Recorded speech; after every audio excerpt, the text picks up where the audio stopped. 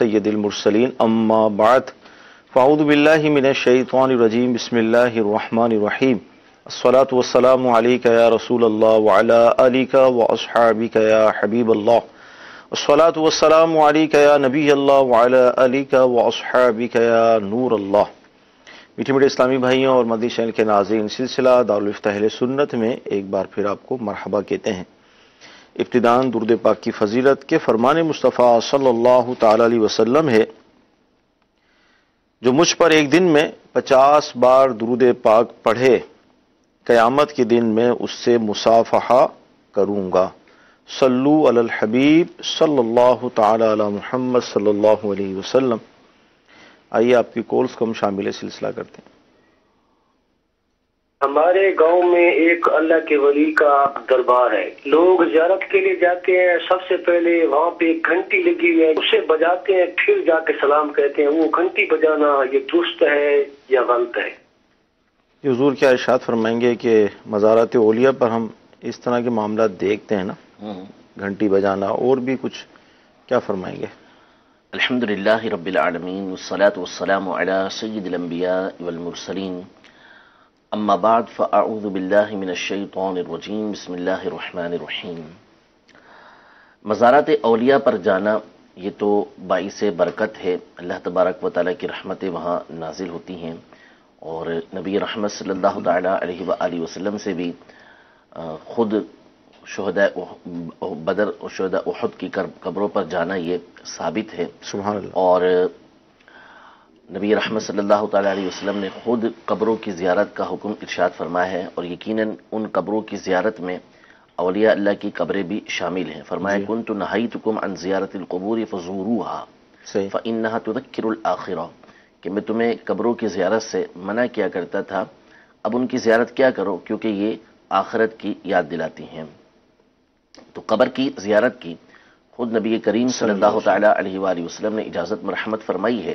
तो ज़ाहिर है कि इसमें जिस तरह दीगर आम मुसलमानों की कब्रें शामिल हैं, यूं ही औलिया अल्लाह की कब्रें भी इसमें शामिल हैं कि उनकी कब्रों की ज़ियारत की जाए और वहाँ जाके अल्लाह तबारक व तआला से दुआ भी की जाए, साहिब कब्र के वसीले से भी दुआ की जाए, उनकी बारगाह में भी गुजारिशात की जा सकती हैं, उनसे भी जो है वो इस्तिगासा किया जा सकता है, मदद मांगी जा सकती है कि वो अल्लाह तबारक व तआला की बारगाह में हमारा वसीला करार पाते हैं। ये तो वो उमूर हैं और उलमा ने बाकायदा तरीका बयान फरमाया है कि कैसे मज़ार पे जाना है, किस तरीके से हाज़िरी देनी है, अदब का लिहाज करना है, तमाम चीज़ें होनी चाहिए जी। अब रहा ये जो घंटी के हवाले से सवाल किया कि वहाँ पर गए और घंटी लगी हुई, वहाँ पे घंटी बजा के फिर अंदर दाखिल होते हैं। तो देखिए इस तरह के जो उमूर हैं, इस तरह के जो काम हैं कि जिनकी एक तो शरीयत में कोई असल नहीं, सही बेअसल चीज़ें हैं। दूसरी बात ये कि ये वो चीज़ें हैं कि जिनके अंदर किसी न किसी तरह खिलाफ शरा बातें पाई जाती हैं। ये तो फ़कत एक बात है कि घंटी बजाना, और यकीनन इसकी मुमानअत है क्योंकि ये अहले इस्लाम का तरीक़ेकार नहीं बल्कि ये बुत परस्तों का तरीक़ेकार है कि वो अपने इबादत गाहों में जाके इस तरह घंटा बजाते हैं या घंटियाँ बजाते हैं। ये वो तरीका इख्तियार करते हैं, मुसलमानों का ये तरीक़ेकार नहीं है और हमें ऐसे लोगों की मुशाबहत से बचने का हुक्म है कि उनके अंदाज को हम नहीं अपनाएंगे, उनके तरीके को नहीं अपनाएंगे। और दूसरी बात है कि घंटी तो जो घंटी इस तरीके से बजाई जाती है जिसको जर्स कहा जाता है, ये तो वैसे ही हदीस पाक में जानवर के गले में लटकाने से मना किया गया और इसको शैतान का मिज़मार कहा गया।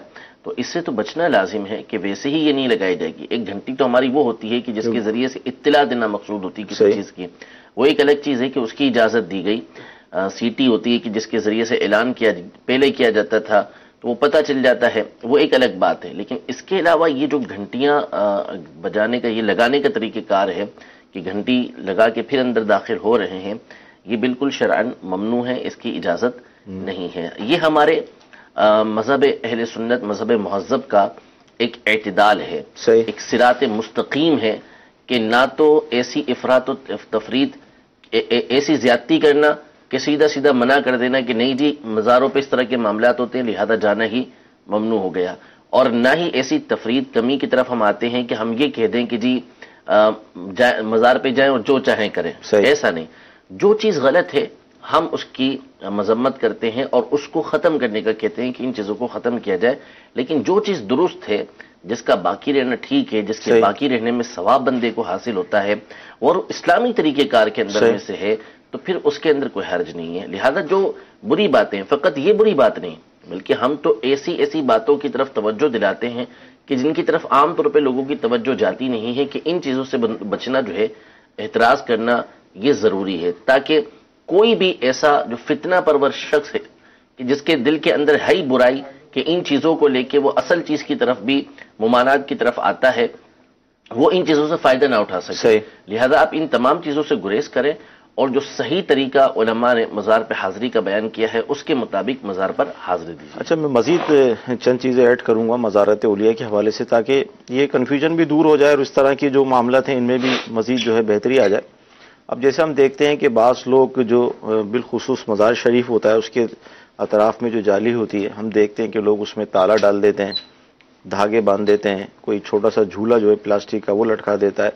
اب ظاہر ان سب کی اپنی اپنی نیتیں ہوں گی، جو بھی ہوں گی، قسمت کا تالا کھل جائے، بچہ نہیں ہے تو بچہ ہو جائے، واللہ عالم۔ تو اس حوالے سے کیا فرمائیں گے؟ یہ فضول چیزیں ہیں جی، یعنی ان کی کوئی حیثیت بھی نہیں ہے، اور اس میں کئی مقامات پر تو مال کا ضیاع بھی ہوتا ہے، صحیح، اور بہت سارے مقامات پر جو ہے وہ جو صاحب جو مزار کی جالی وغیرہ ہیں ان کو نقصان بھی پہنچتا ہوگا۔ تو ایسے کام نہ کیے جائیں کہ جن میں نہ کوئی فائدہ نہ اس کی کوئی حقیقت کچھ بھی نہیں ہے، تو اس لیے ایسے کاموں سے گریز کرنا چاہیے۔ جو طریقہ علماء نے بیان کیا ہے اس کے مطابق ہی مزار پر حاضری دینی چاہیے۔ مدی شہر کے ناظرین، مزارات اولیاء پر حاضری کے حوالے سے ہمیں مفتی صاحب نے جواب ارشاد فرمایا کہ وہاں پر ہمارے جانے کا انداز کیا ہونا چاہیے، اس کا ادب کیا ہے، اور جو بے اصل چیزیں اس کے اندر داخل ہو گئی ہیں، جس کی طرف نشاندہی کی گئی، اس سے ہمیں بچنا چاہیے، لوگوں کو بھی بچانا چاہیے، تاکہ جو اس طرح کے لوگ ہوتے ہیں کہ جو ان چیزوں کو مطلب دلیل بنا کر ذہن خراب کرتے ہیں، ان کو اس طرح کا معاملہ نہ ملے۔ اب طریقہ بھی مفتی صاحب نے فرما دیا ہے کہ مزار شریف کے سیدھا یعنی چہرے کی طرف سے ہم 4 ہاتھ کے فاصلے پر کھڑے ہو کر ایصال ثواب بھی کریں اور ان کے وسیلے سے دعا مانگیں، انشاءاللہ برکتیں نصیب ہوں گی۔ جی، اگلی کال لیں گے ہم۔ میری امی ہے، وہ مطلب سجدہ نہیں لگا سکتی، معذور چیئر بیٹھی ہوتی ہے، اگر اس کے لیے سجدہ لگانا ضروری ہے کسی میز پہ یا ٹیبل پہ؟ جی، سجدے کی کنڈیشن بتائی۔ یعنی اگر تو یہ زمین پر سجدہ کرنے پر قادر نہیں ہے، 12 انگل سے کم کوئی چیز ہے اس کے اوپر اگر سجدہ کر سکتی ہیں تو سجدہ کرنا پڑے گا، یا زمین پہ سجدہ کر سکتی ہیں تو زمین پہ سجدہ کرنا پڑے گا۔ صحیح۔ اب اگر یہ سجدے پہ قادر ہی نہیں ہے، سجدہ نہیں کر سکتی، تو پھر ان کے اوپر قیام کرنا بھی ضروری نہیں ہے۔ اگر تو سجدہ کر سکتی ہیں تو پھر قیام کرنا پڑتا، لیکن چونکہ کرسی پہ بیٹھ کے پڑھتی ہیں اور زمین پر سجدہ نہیں کر سکتی، تو پھر اس صورت میں کرسی پہ بیٹھ کے ان کا نماز پڑھنا درست ہے، اور سجدے کے لیے ان کے حکم یہ ہے کہ رکوع کے لیے تھوڑا سا جھکنا ہے اور سجدے کے لیے تھوڑا زیادہ جھکنا ہے۔ تو اس میں اگر سامنے کوئی تختہ وغیرہ لگا ہوا ہے اور اس پہ سجدہ ہوتا ہے تو اس میں بھی کوئی حرج نہیں، وہ ضروری بھی نہیں ہے، لیکن اگر لگا ہوتا ہے اور اس کے اوپر سجدہ ہو گیا تو اس میں کوئی حرج بھی نہیں ہے۔ جی، اگلی کال لیں گے۔ میں رخسار احمد عرب شریف سے۔ میرا دارالافتاء اہل سنت میں مفتی صاحب کی برگاہ میں یہ سوال کہ جب ہم قبرستان میں جاتے ہیں تو قبر کے پاس سورہ یاسین یا سورہ اخلاص 11 مرتبہ پڑھتے ہیں، تو کچھ لوگ اس پہ اعتراض کرتے ہیں کہ یہ کوئی حدیث سے یہ ثابت نہیں ہے کہ قبر پہ قرآن پاک پڑھنا اور اس کا احتال کرنا، یہ کوئی حدیث سے ثابت نہیں ہے، تو آپ اس پہ کچھ رہنمائی فرما دیں۔ جی حضور، کیا ارشاد فرمائیں گے؟ اولا تو دیکھیں اس کے بارے میں روایتیں شرح الصدور کے اندر علامہ جلال الدین سیوطی شافعی رحمۃ اللہ تعالی نے مختلف کتابوں کے حوالے سے نقل کی ہیں، امام احمد بن حنبل رضی اللہ تعالی عنہ سے بھی نقل کی ہیں اور دیگر بزرگوں سے بھی نقل کی ہیں۔ تو دوسری بات یہ کہ بالفرض اگر قرآن مجید فرقان حمید پڑھنا قبروں پر اصلاً ثابت نہ ہو تو اس سے قرآن پاک کی ممانعت کہاں سے ہو جاتی ہے کہ قبر پہ جا کے قرآن پاک نہیں پڑھا جائے گا۔ یہاں ہم بیٹھے ہوئے ہیں جہاں پر اس وقت، اگر یہاں میں قرآن شریف پڑھتا ہوں تو کیا کوئی مجھے منع کرے گا کہ قرآن شریف نہیں پڑھیں، اس لیے کہ اس مقام پہ اس وقت قرآن پاک پڑھنا یہ ثابت نہیں ہے، تو لہذا حدیث میں نہیں آیا، لہذا اپنا پڑھے اس ٹائم۔ اس کو یہی کہا جائے گا کہ اللہ تبارک و تعالیٰ نے، اس کے حبیب صلی اللہ تعالیٰ علیہ وسلم نے قرآن پاک پڑھنے کا حکم دیا ہے، تو وہ چاہے کسی وقت بھی پڑھے۔ ہاں جہاں ممانعت کی کوئی صورت ہوگی، جیسے کوئی باتھ روم میں جا کے پڑھتا ہے یا نماز کے اندر وہ کھڑا ہوا امام کے پیچھے وہاں پہ پڑھتا ہے، خطبہ ہو رہا ہے اس وقت پڑھتا ہے، تو چونکہ وہاں پر دیگر نصوص کے ذریعے ممانعت موجود ہے، دیگر حدیثوں کے ذریعے، دیگر اقوال کے ذریعے ممانعت موجود ہے، تو لہذا وہاں تو روکا جائے گا، لیکن اس کے علاوہ دیگر مقامات پر روکنا یہ اپنی طرف سے شریعت کے اوپر زیادتی کرنا ہے، اور قبروں کے پاس تو جا کے قرآن پاک پڑھنا یہ اہل قبر کے لیے بڑا فائدہ مند ہے، اور روایتوں کے مطابق جو ہے وہ مردوں کو اس سے فائدہ پہنچتا ہے۔ مردہ جو اندر موجود ہوتا ہے وہ بندے سے انسیت حاصل کرتا ہے، مانوس ہوتا ہے، تو اس کے پاس جا کے جب ہم قرآن پاک پڑھیں گے تو انشاءاللہ اس کا فائدہ حاصل ہوگا۔ اور اس کے حوالے سے تفصیل جو ہے وہ شرح الصدور نامی کتاب ہے، جو مترجم بھی ہے، ترجمہ بھی کیا ہوا ہے، اس کے اندر کافی روایتیں موجود ہیں۔ اسی طرح امیر علیہ سنت کا ایک بہت پیارا رسالہ ہے 25 قبروں کے واقعات، اس کے اندر والوں کے 25 واقعات، اس کے اندر بھی الحمدللہ اس طرح کی روایت جمع کی گئی ہیں۔ آپ دعوت اسلامی کی ویب سائٹ سے بھی اس کو ڈاؤن لوڈ کر سکتے ہیں۔ اچھا، ایس ایم ایس بھی ہمیں اس طرح کا موصول ہوا کہ قبروں کو پکا کرنا سیمنٹ سے بالخصوص کہ یہ جائز ہے، اور اگر بالفرض اس کو ہم اس انداز میں نہیں کرتے پورا پکا، لیکن دیوار اگر ہم اس کی کر دیں چاروں طرف سے تو کیا فرمائیں گے قبر کو؟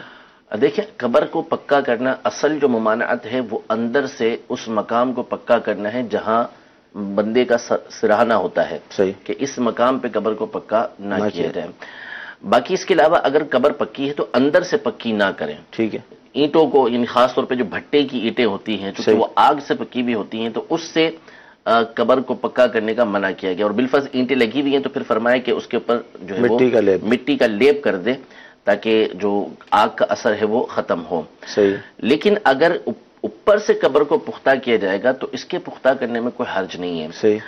ہونا یہ چاہیے کہ قبروں کو کچا رکھا جائے، صحیح، اس لیے کہ قبر اصل میں یہ کوئی تفریح گاہ نہیں ہے، صحیح، قبر کوئی خوبصورت بنانے والی چیز نہیں ہے، قبر کو اصل میں ایسا رکھا جاتا ہے کہ جس سے بندے کو عبرت حاصل ہو، یعنی قبر دیکھے تو اس کو اپنی آخرت یاد آئے، اپنی قبر یاد آئے، تو لہذا اگر قبر کچی رکھی جائے گی تو اس کا فائدہ حاصل ہوگا۔ مزارت اولیاء اس سے الگ ہے، کیونکہ مزارت اولیاء کا معاملہ دوسرا ہے، وہ تو ایک تعظیم کی جگہ ہے کہ جس کو دیکھ کر بندے کے دل کے اندر ولی اللہ کی عظمت پیدا ہو، تو اس لیے وہاں کے معاملات جدا ہے۔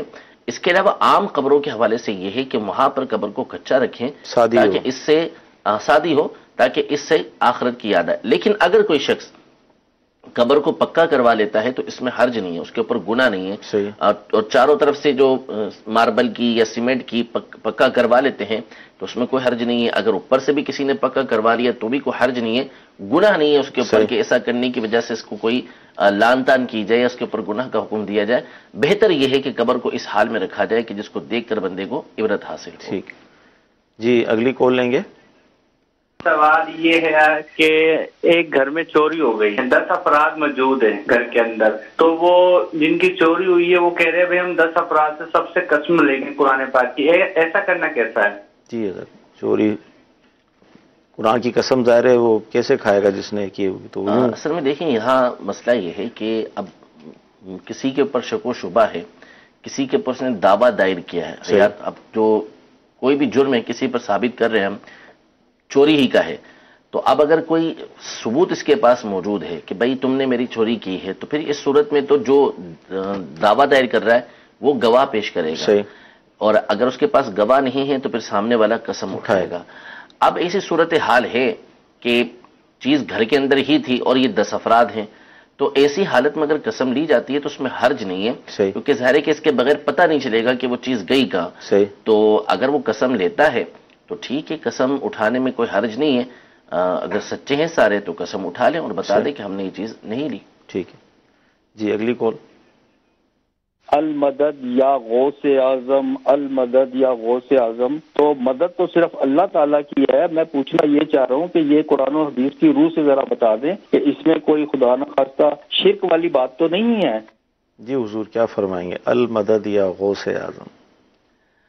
اصل میں اب اتنی مرتبہ اس کے جوابات دے دیے ہیں کہ اگر کلپ نکال کے سنی لی جائیں تو انشاءاللہ امید ہے کہ بہت ساری باتیں کلیئر ہو جائیں گی۔ اب دیکھیں بنیادی اعتبار سے مسئلہ ہے کہ المدد یا غوث اعظم ہو، المدد یا رسول اللہ ہو، المدد یا داتا ہو، کوئی بھی ہو، شرک اس میں کیسے ہو سکے گا؟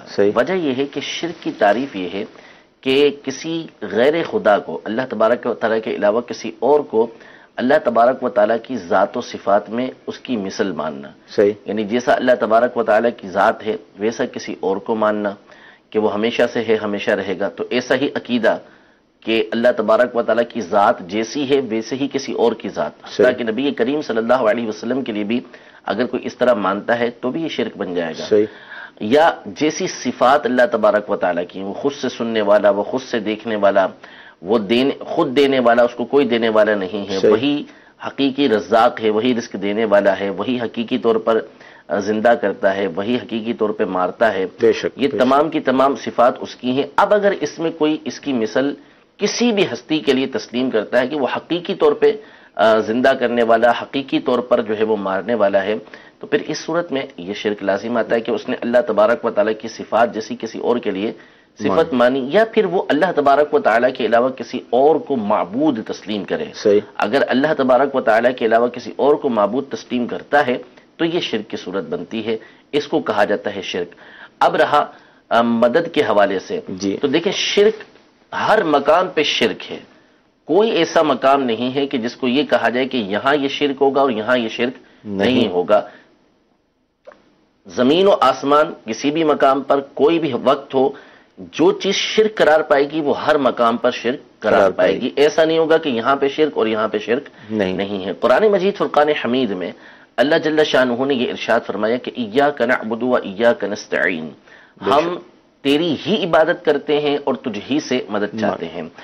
اب اگر آپ اس کو اپنے اطلاق پہ رکھیں کہ ایاک نستعین کا مطلب یہ ہے کہ ہم تجھ ہی سے مدد چاہتے ہیں، کسی اور سے کسی طرح کی کوئی مدد نہیں چاہتے، تو اس کے اندر پھر دنیاوی مدد میں انشاءاللہ بات عرض کرتا ہوں اس حوالے سے کہ دیگر امداد بھی جو ہے دنیاوی مدد کے علاوہ، عام مدد کے علاوہ اوپر کی مددیں بھی ثابت ہیں، لیکن عام مدد کو بھی اگر آپ اس کو عموم پہ رکھتے ہیں اپنے کہ یہ ایاک نستعین کا مطلب کہ ہم تجھ ہی سے مدد مانگتے ہیں ہر چیز کی، تو پھر اس میں دنیاوی مدد بھی آئے گی۔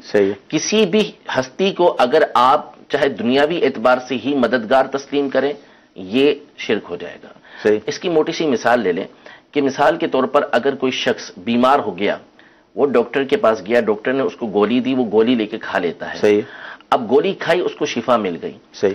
اب اگر کوئی یہ عقیدہ رکھتا ہے کہ اس گولی کے اندر جو شفا تھی وہ اللہ تبارک و تعالیٰ کی طرف سے نہیں تھی بلکہ اس گولی کی مدد سے ہی مجھے شفا حاصل ہوئی ہے، تو آپ بتائیے دنیاوی مثال ہے، کیا اس سے شرک لازم نہیں آئے گا؟ یقیناً اس سے شرک لازم آئے گا کہ اس نے اللہ تبارک و تعالیٰ کے علاوہ مستقل مددگار جو ہے وہ گولی کو تسلیم کر لیا، ٹیبلٹ کو تسلیم کر لیا اس نے۔ لیکن کسی بھی مسلمان کے تصور میں بھی یہ بات نہیں ہوتی۔ آپ اس کو کہیں گے کہ آپ کو شفا کیسے ملی؟ فلاں ٹیبلٹ سے ملی، لیکن جب اس کو کہا جائے گا کہ بھائی شفا تو اللہ تعالیٰ دینے والا ہے، تو وہ یہی کہے گا کہ بھائی حقیقی طور پہ اللہ تعالیٰ شفا دینے والا ہے اور اس ٹیبلٹ کے اندر اللہ تبارک و تعالیٰ ہی نے شفا رکھی ہے۔ تو دنیاوی طور پہ بھی اگر کوئی شخص یہ بات کہتا ہے تو اس کے تصور کے اندر اور اس کا جو مفہوم اور ذہن ہوتا ہے وہ یہی ہوتا ہے کہ یہ حقیقی شفا دینے والی نہیں گولی، یا ڈاکٹر حقیقی طور پہ مدد کرنے والا نہیں بلکہ حقیقی مددگار اللہ تبارک و تعالیٰ ہی ہے۔ تو دنیا کے اندر بھی، دنیاوی امداد کے اندر بھی ہم کسی کو مستقل نہیں سمجھ سکتے، ماں باپ ہوں، پولیس ہو، استاد ہو، ڈاکٹر ہو، کوئی ہو، وہ مددگار ہے تو وہ مجازی مددگار ہے۔ تو یہی بات پھر اخروی معاملات کے اندر آ جاتی ہے، یہی بات جو ما فوق الاسباب، اسباب سے اوپر کی امداد ہے اس کے اندر بھی آ جاتی ہے۔ اگر کوئی شخص اللہ تبارک و تعالیٰ کی کسی ولی سے، چاہے وہ ظاہری طور پر حیات ہوں یا دنیا سے پردہ فرما چکے ہوں، ان کی بارگاہ میں جا کے عرض کرتا ہے کہ میرا فلاں کام کر دیجئے، تو اب اس کے نظریے اور عقیدے کو دیکھا جائے گا۔ اگر تو اس کا نظریہ اور عقیدہ یہ ہے کہ یہ ان کو یہ سمجھتا ہے کہ یہ اللہ تبارک و تعالیٰ کی مدد کے بغیر میری مدد کر سکتے ہیں، مستقل بھی ذات ہیں، خود سے مدد کر سکتے ہیں، تو ظاہر ہے کہ وہ کافر ہو جائے گا، وہ مشرک ہو جائے گا۔ لیکن اگر اس کا نظریہ یہ ہے کہ اللہ تبارک و تعالیٰ کی عطا سے، اللہ تبارک و تعالیٰ کی دی ہوئی قدرت سے، اللہ تبارک و تعالیٰ کے اذن سے یہ میری مدد کرتے ہیں، تو پھر شرک کا پتہ ہی کٹ گیا، کیونکہ اب اس نے سامنے والی ذات کو معبود نہیں سمجھا، اس نے سامنے والی ذات کو خدا نہیں سمجھا بلکہ اس نے خدا کا بندہ سمجھا، بندہ سمجھ کر کہ اللہ تبارک و تعالیٰ کی دی ہوئی قدرت کے ذریعے وہ میری مدد کر رہے ہیں، اور یہ مدد ہے، یہ عبادت نہیں ہے۔ عبادت ایاک نعبد کے اندر ہے، اور ایاک نستعین یہ عبادت نہیں بلکہ یہ مدد ہے۔ عبادت شے الگ ہے، اور مدد شے الگ ہے، عبادت الگ چیز ہے، مدد الگ چیز ہے. ہم یہاں پر مدد کی بات کر رہے ہیں کہ ہم تجھ ہی سے مدد چاہتے ہیں. تو اب اگر سامنے والے کو بغیر معبود سمجھے، بغیر مستقل بذات سمجھے، اللہ تبارک و تعالیٰ کا بندہ سمجھتے ہوئے کہ اللہ تبارک و تعالیٰ کی عطا سے مدد کر رہے ہیں، تو پھر اس صورت میں مدد جو ہے وہ مانگنے میں حرج نہیں ہوگا. آپ یہ دیکھ لیں کہ قرآن مجید فرقان حمید میں اللہ تبارک و تعالیٰ نے کسی مقام پر یہ نہیں فرمایا کہ فلاں تمہارا معبود ہے. مسلمانوں سے یہ نہیں کہا کہ فلاں تمہارا معبود ہے، کیونکہ عبادت اللہ تبارک و تعالیٰ کے علاوہ کسی کی ہو نہیں سکتی. الہکم الہ واحد، تم تمام کا خدا ایک ہی خدا ہے، اللہ تبارک و تعالیٰ ہی ہے. لیکن مدد کے حوالے سے نصوص جگہ جگہ پہ موجود ہیں. فرمایا انما ولیکم اللہ ورسولہ والذین آمنوا الذین یقیمون الصلاۃ ویؤتون الزکاۃ وہم راکعون. سورۃ المائدہ کی آیت ہے کہ تمہارا مددگار، ولی کا معنی یہاں پر مددگار، محض تمہارا مددگار اللہ تبارک و تعالی ہے، اس کا رسول ہے، اور وہ مومن کے جو نمازیں ادا کرتے ہیں اور جو زکوٰۃ دیتے ہیں اس حال میں کہ وہ رکوع کرتے ہیں. سبحان اللہ. یہاں پر عام مدد کی بات نہیں ہے. صحیح. عام مدد تو میں اور آپ بھی ایک دوسرے کی کریں گے. صحیح.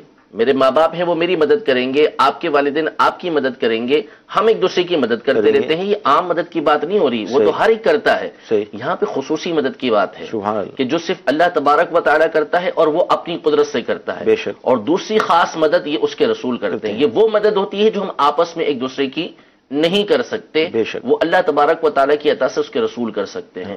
اور نیک مومن، وہ نیک مومن کہ جن کا ایمان اللہ کی بارگاہ میں مقبول ہے، صالح لوگ ہیں، وہ عام بندوں کی ایسی مدد کرتے ہیں کہ جو دوسرے لوگ نہیں کر سکتے. یہ عام مدد کی بات نہیں ہو رہی، ما فوق الاسباب مدد کی بات ہو رہی ہے. اچھا، اب بعض اوقات ہوتا یہ ہے کہ جب ایسی مثالیں دی جاتی ہیں کہ جو دنیاوی ہوں تو کہنے والے کہتے ہیں کہ جی یہ تو ایسی باتیں ہیں کہ وہ تعاونوا علی البر والتقوی کے تحت آتی ہیں کہ ایک دوسرے کی بھلائی اور نیکی کے اوپر مدد کرو، تو یہ ایک دوسرے سے تو مانگ سکتے ہیں. اب ہم جب اس طرح کی بات کرتے ہیں تو پھر ان کا سوال یہ ہوتا ہے کہ جی آپ قرآن و حدیث سے ثابت کریں. تو ہم پھر ایک سوال ہم بھی تو کر سکتے ہیں نا، ہماری طرف سے بھی تو یہ سوال ہو سکتا ہے کہ یہ تفریق، یہ فرق کہ ما فوق الاسباب اور ما تحت الاسباب قرآن پاک اور حدیث پاک سے آپ بھی دکھا دیجیے کہ کہیں پر صراحتاً یہ بات کی گئی ہو کہ یہ والی مدد مانگ سکتے ہیں اور یہ والی مدد نہیں مانگ سکتے.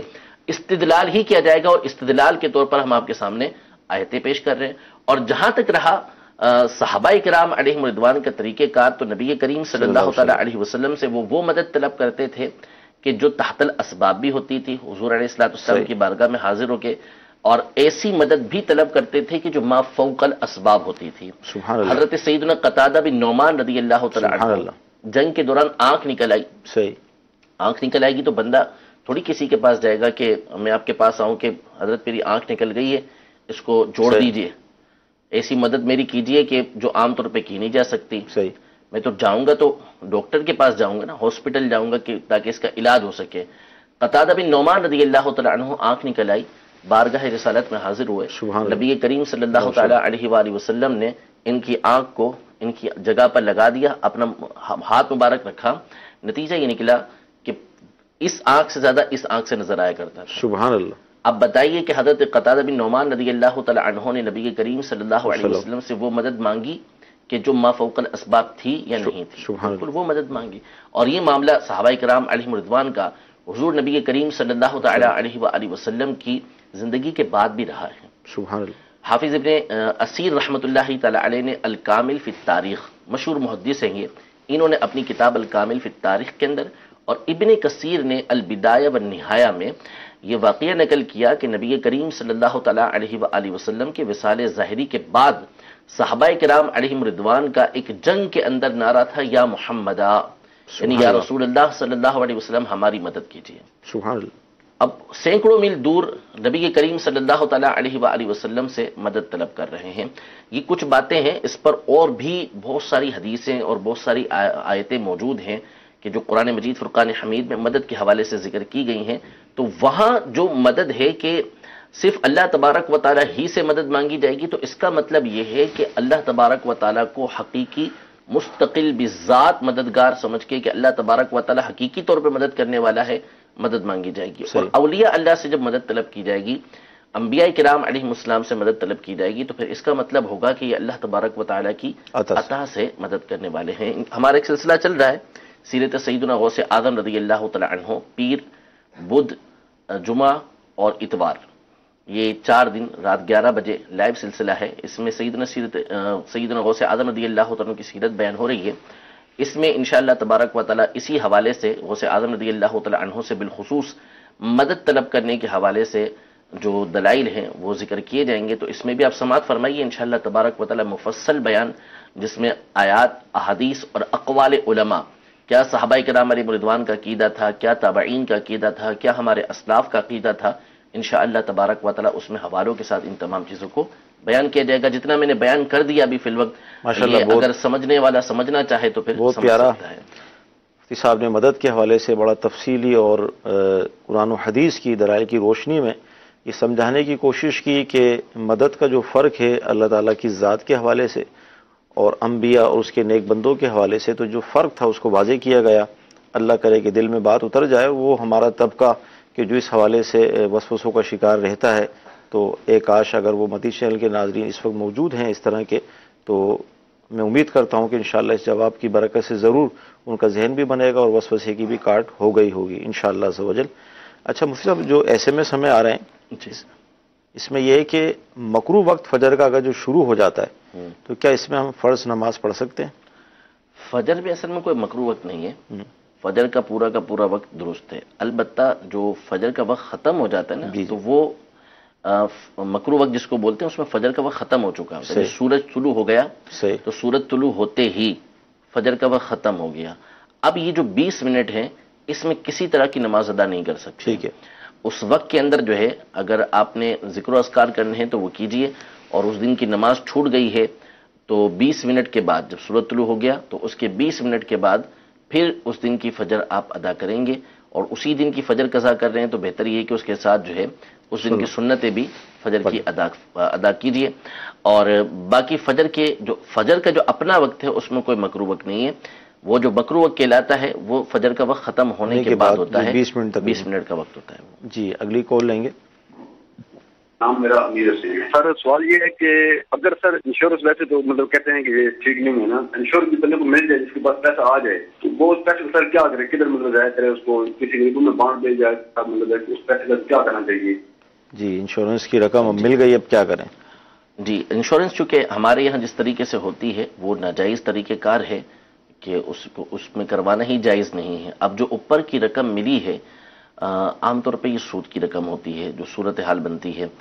تو اس رقم کے بارے میں اب حکم یہ ہے کہ جو لے دی ہے انہوں نے، اس کو یہ شرعی فقیر کے اوپر یعنی جس کو زکوٰۃ لگتی ہے اس شرعی فقیر کو بغیر ثواب کی نیت کے دیں. اس میں ثواب کی نیت نہ کریں، بس ایک رقم ان کے پاس خراب آ گئی ہے اس سے خلاصی حاصل کرنی ہے تو یہ جا کے کسی شرعی فقیر کو یعنی جس کو زکوٰۃ لگتی ہے اسے یہ رقم دے دیں. ثواب کی نیت اس میں نہیں کریں گے. البتہ چونکہ حکم شریعت پر عمل کریں گے کہ شریعت مطہرہ کے دیے ہوئے حکم کے مطابق یہ اس رقم کو صدقہ کر رہے ہیں تو شریعت کے حکم پر عمل کرنے کا ثواب ان کو ملے گا. لیکن صدقہ دیتے ہوئے صدقے کی نیت سے، ثواب کی نیت سے اس کو نہیں دیں گے. جی اگلی کال لیں گے. میں نے یہ سوال پوچھنا ہے علامہ صاحب سے کہ اگر آدمی بیمار ہو تو وہ چارپائی کے اوپر نماز پڑھے تو نماز ہو جائے گی یا نہیں ہوگی؟ جی چارپائی پہ نماز، اب دیکھیں چارپائی ہو یا گدا ہو جس پہ نماز ادا کر رہا ہے، اس میں اصل مسئلہ یہ ہے کہ جب اس پہ بندہ سجدہ کرے تو اس میں اس کی پیشانی اس طرح جم جانی چاہیے کہ اب دبائے تو مزید نہ دبے. جس طرح زمین پہ معاملہ ہوتا ہے کہ زمین پہ جب ہم پیشانی جماتے ہیں تو جتنا جما سکتے ہیں اس کے بعد وہ دبتی نہیں، یعنی زمین نیچے نہیں جائے گی، ظاہر سی بات ہے. تو اسی طرح گدے پہ نماز کوئی پڑھ رہا ہے یا چارپائی پہ نماز پڑھ رہا ہے تو یہ دیکھا جائے گا. اور چارپائی پہ جو صورتحال ہے اس میں بڑا مشکل ہے کہ اس طرح کا کوئی چارپائی اس طرح کی ہو کہ بندہ دبائے اور وہ مزید نہ دبے. وہ تو باندھ لگا ہوا ہوتا ہے اس میں تو جھولتا ہی رہے گا مسلسل. اسی طرح گدے جو ہوتے ہیں وہ اسپرنگ والے ہوتے ہیں تو اس کو جتنا دباتے جائیں گے وہ دبتا ہی چلا جائے گا، اس میں سختی کا معاملہ نہیں ہوگا. اور اسی طرح ہمارے یہاں فوم کے گدے ہوتے ہیں اس میں بھی پیشانی صحیح طریقے سے جم نہیں پاتی.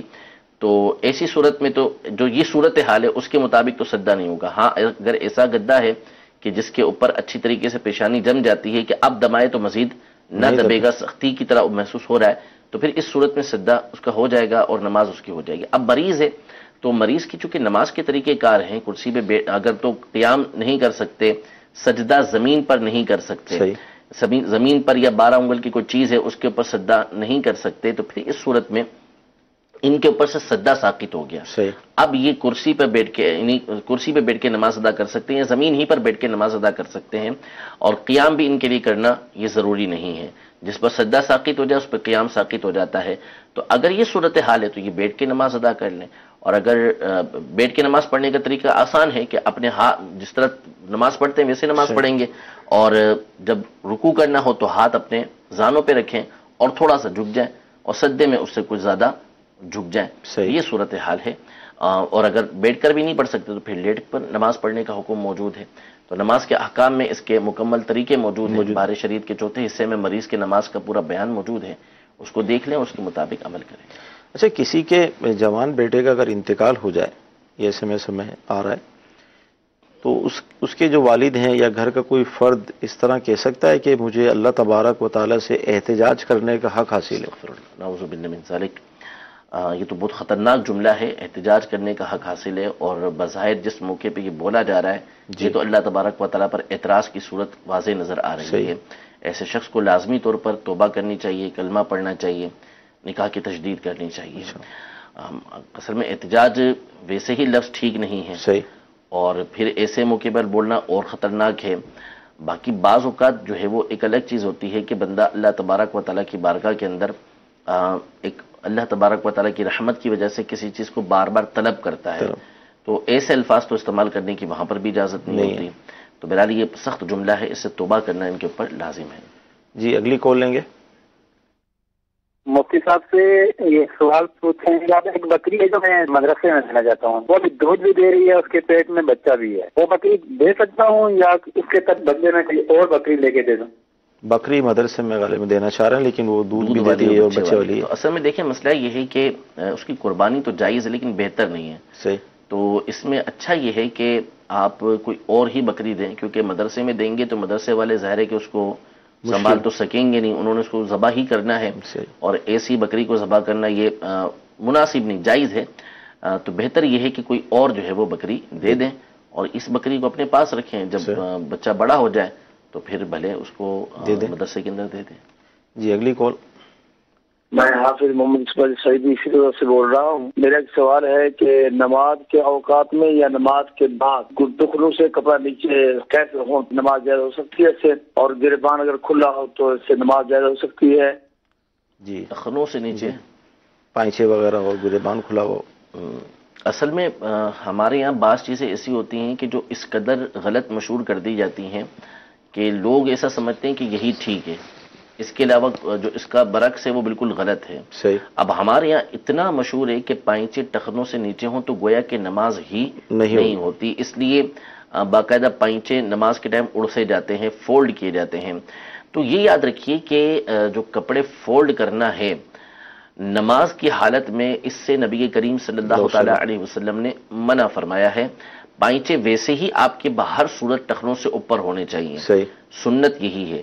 جب آپ کپڑا سلوائیں تو پھر اسی وقت اس بات کا لحاظ کیا کریں، یا لینے جائیں بازار سے تو اس کا لحاظ کرا کریں کہ آپ شلوار یا پجامہ وغیرہ اتنی ہی اس کی لینتھ رکھیں کہ آپ کے ٹخنوں سے وہ اوپر رہے، اس سے نیچے وہ نہیں جانی چاہیے۔ لیکن بالفرض اگر کسی نے ایسا کپڑا سلوایا ہے، ایسا لباس سلوایا ہے کہ وہ لباس ٹخنوں سے نیچے چلا گیا، اس کے پائچے ٹخنوں سے نیچے چلے گئے، تو پھر اس صورت میں اس کو اس بات کی اجازت نہیں ہے کہ وہ کپڑوں کو فولڈ کرے۔ نبی کریم صلی اللہ تعالی علیہ وآلہ وسلم کی حدیث مبارکہ بخاری مسلم دونوں کے اندر موجود ہے کہ ارشاد فرمایا کہ امرت ان اسجد علی 7 اعظم والا اکف شعرا ولا ثوبا، کہ مجھے اس بات کا حکم دیا گیا کہ میں 7 ہڈیوں پر سجدہ کروں اور نہ اپنے بالوں کا جوڑا بناؤں، سمیٹوں ان کو، اور نہ ہی میں کپڑوں کو فولڈ کروں۔ تو اس سے منع فرما دیا۔ اب اگر کسی کے پائچے ٹخنوں سے نیچے ہیں تو فولڈ کرنے سے اس کو بھی منع کیا گیا ہے۔ کھینچ کے تھوڑا سا اوپر کر سکتا ہے فولڈ کیے بغیر، تو اس کو اوپر کر لے۔ اگر کسی کے پائچے ٹخنوں سے نیچے ہیں، تکبر نہیں، تو اس صورت میں اس کی نماز مکروہ تنزیہ ہوا کرتی ہے، مکروہ تحریمی نہیں۔ لیکن اس صورت میں کہ کپڑے فولڈ کرتا ہے تو پھر نماز اس کی مکروہ تحریمی ہو جائے گی۔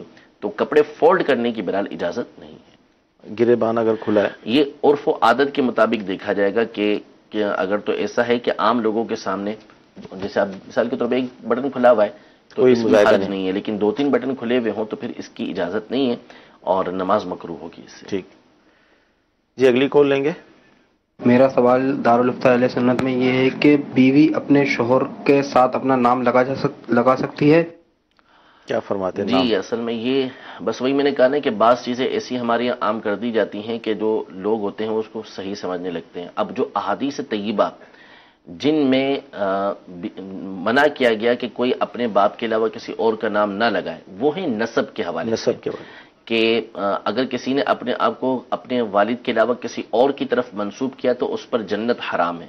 वो ये है कि अगर कोई शख्स इस बात का दावा करता है कि मिसाल के तौर पर है वो किसी और फैमिली का और कहता है कि मैं सादात घराने से हूँ, या बाप उसका किसी अदना घराने से ताल्लुक रखता था लेकिन वो अपना बाप किसी और को जाहिर करता है, तो ये वईदें हैं कि जिसकी बुनियाद पर यह कहा जाता है कि ये इसके ऊपर जन्नत हराम होगी। ये अहादीस तय्यबा के अंदर मौजूद है। बाकी रहा नाम का जिक्र करना शोहर का, तो इसमें कोई हर्ज नहीं है। बेहतर यही है कि हर मकाम पे बाप का नाम ही होना चाहिए, क्योंकि वही हकीकी तौर पे नाम उसके साथ लगता है। यानी शोहर का इंतकाल हो गया, नाउज़ुबिल्लाह तलाक हो गई, तो इस सूरत में ज़ाहिर है कि फिर वो नाम बाज़ औक़ात हटाना पड़ता है। बाप का नाम हमेशा रहेगा। लेकिन अगर कोई औरत अपने शोहर का नाम लगाती है, और बाज़ सूरतों में तो ज़रूरी होता है कि शोहर का नाम ही लगेगा, जैसे निकाह फार्म बनेगा, उसके बाद फिर जब NIC वगैरह उसका बनेगा तो वो शोहर के नाम के साथ ही बनेगा, पासपोर्ट बनेगा तो शोहर के नाम के साथ ही बनेगा, तो ऐसे मकामात पर लगाना ये ज़रूरी होगा। तो ये जो वईदें आई हैं ये नसब के एतबार से आई हैं, शोहर का नाम लगाने में हर्ज नहीं है। हदीसों के अंदर जो है वो खुद निस्बतें मौजूद हैं। हज़रत सैयदतुना ज़ैनब रज़ी अल्लाह तआला अन्हा, जो हज़रत अब्दुल्लाह बिन मसऊद रज़ी अल्लाह तआला अन्हु की अहलिया थी, ये बारगाह रिसालत में हाजिर हुई, और एक और खातून जो है वो ज़ैनब नाम की थी जो बारगाह रिसालत में हाजिर हुई। हज़रत बिलाल रज़ी अल्लाह तआला अन्हु अंदर पैगाम लेकर गए। हुज़ूर ने पूछा कि कौन सी ज़ैनब आई हैं, तो उन्होंने बताया कि इमरातु इब्न मसऊद, वो आई हैं कि जो वो ज़ैनब के जो इब्न मसऊद की बीवी हैं वो आई भी हैं। तो खुद हदीसों से शोहर की तरफ मंसूब करना ये साबित है। लिहाजा अगर शोहर की तरफ मंसूब करते हुए किसी औरत ने अपना पासपोर्ट, शनाख्ती कार्ड या वैसे ही अपना नाम उनकी तरफ मंसूब किया हुआ है तो इसमें कोई हर्ज नहीं है। बेहतर यह है कि बाप की तरफ ही नाम को मंसूब किया जाए। SMS ये शामिल करेंगे कि नमाजों में जो सूरतों की तरतीब है, क्या ये ज़रूरी है? अगर तरतीब आगे पीछे हो जाए तो नमाज पे कोई हर्ज होगा? नमाजों का मसला नहीं है, मसला असल है कुरान पाक को तरतीब वार पढ़ना, जी, कि कुरान पाक जो है वो तरतीब से पढ़ा जाए, उसको उल्टा ना पढ़ा जाए। यानी पहले अगली आयत पढ़ी फिर पिछली आयत पढ़ी, या पहले अगली सूरत पढ़ी फिर पिछली सूरत पढ़ी, तो ऐसा नहीं करना चाहिए। तरतीब के साथ कुरान मजीद फुरकान हमीद की तिलावत करेंगे, अभी ये पढ़ लें तो उसके साथ ये पढ़ें, तो ये है तो कुरान पाक के हवाले से। नमाज के अंदर भी कुरान पाक को सीधा पढ़ना, इन तरतीब के साथ पढ़ना ये ज़रूरी है। अगर कोई शख्स जानबूझ के कुरान मजीद फुरकान हमीद को उल्टा पढ़ता है, कि पहले मिसाल के तौर पे सूरह नास पढ़ी फिर इसके बाद सूरह फलक पढ़ता है, तो ये मकरूह तहरीमी है, गुनाहगार होगा ऐसा शख्स।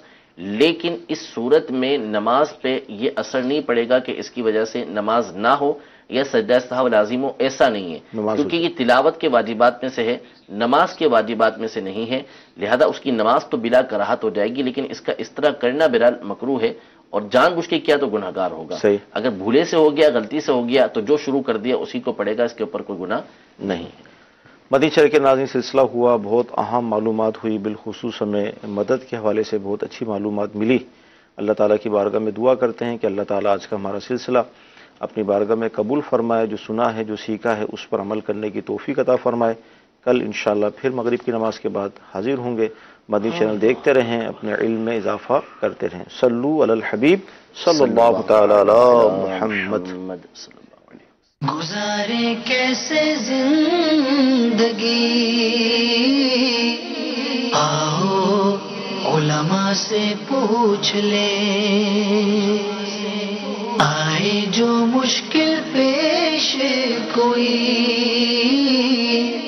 आओ उलमा से पूछ ले। अल्हम्दुलिल्लाह अज़्ज़ा वजल 3, 4 और 5 जनवरी 2018 ईस्वी को दावत इस्लाम आमी के तहत ढाका बांग्लादेश में होने वाले 3 दिन के सुन्नतों भरे इज्तिमा में आशिकान रसूल की तरबियत के लिए सुन्नतों भरे बयानात और मदनी हलकों का सिलसिला होगा, जिसकी कुछ नशिस्तें मदनी चैनल पर बराह रास्त नशर की जाएंगी, जिनका जदवल नोट फरमा लें। पहले दिन का जदवल। इज्तिमा के पहले दिन बरोज बुध सुबह 9 बजे तिलावत कलाम रहमान से इज्तिमा का आगाज। दोपहर 12:30 बजे औलिया इकराम की शान व अजमत पर मबनी सुन्नतों भरा बयान। दोपहर 3:30 बजे शान मुस्तफा सल्लल्लाहु तआला अलैहि वसल्लम की महक से लबरेज सुन्नतों भरा बयान। रात 8 बजे बुरे खात्मे के असबाब पर मबनी सुन्नतों भरा बयान।